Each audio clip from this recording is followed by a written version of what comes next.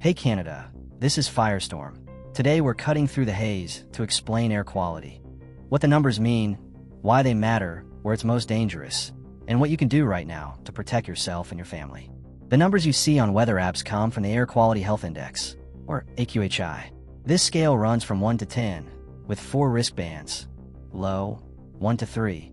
Moderate, 4 to 6. High, 7 to 10. And very high, 10. Unlike a simple pollution meter, AQHI combines several pollutants into a single health risk score, showing the likelihood of immediate effects on your body. When AQHI reaches a 7 or above, the guidance is to limit or reschedule outdoor activity, while those with heart or lung conditions are urged to stay indoors and keep their air clean.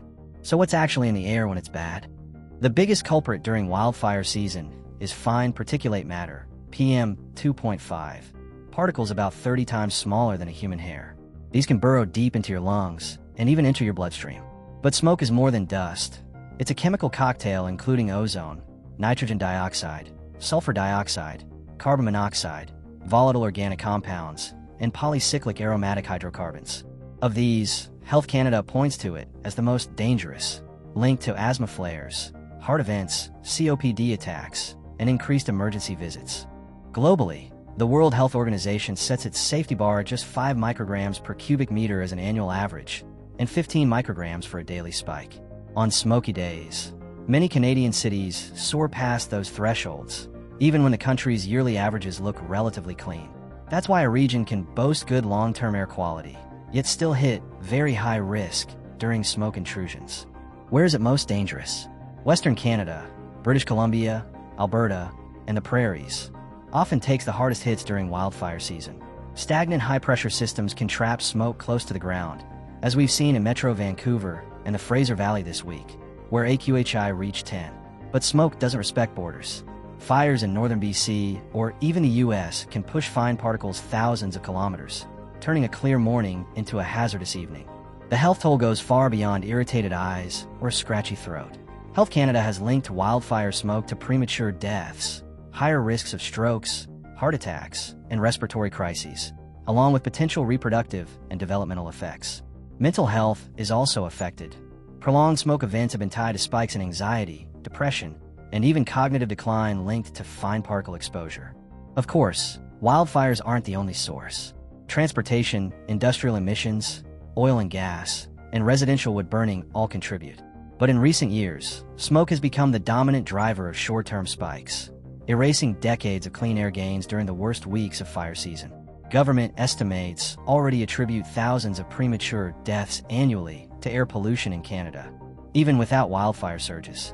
So what can Canadians do? Start with masks. A well-fitted N95 or KN95 can dramatically reduce inhaled particles outdoors. Cloth or surgical masks don't.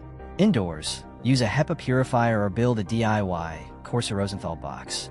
These low-cost, Fan Plus filter devices have been tested and shown to cut indoor smoke levels. For families with vulnerable members, set up a clean air room, where filtration runs constantly and doors stay closed. Plan outdoor activity when AQHI dips, and remember smoke often lingers overnight and into the morning before clearing. And always check the air report. It accounts for hidden risks like ozone, which can spike even on sunny, seemingly clear afternoons. Governments at all levels are involved.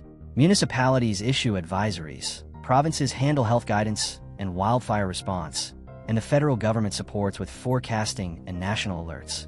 For residents, the most useful tools are air quality dashboards, updated multiple times daily, giving neighborhood-level guidance when smoke shifts. To put it into practice, if your city posts an air quality of 8, the official message is to reduce or reschedule strenuous activity, and sensitive groups should stay indoors. If it jumps to 10, that advice becomes much stronger. Avoid outdoor exertion altogether, and protect indoor air quality. These thresholds aren't just technical. They guide schools, sports leagues, and employers in making real-time decisions. Why are we seeing more of these very high days?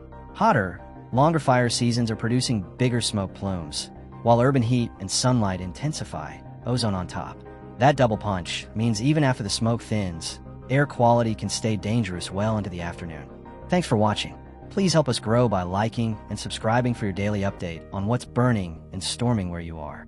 And I'd very much like to know where you're from, so drop a comment and let me know. Until next time, Stay safe, stay informed, and keep that mask handy.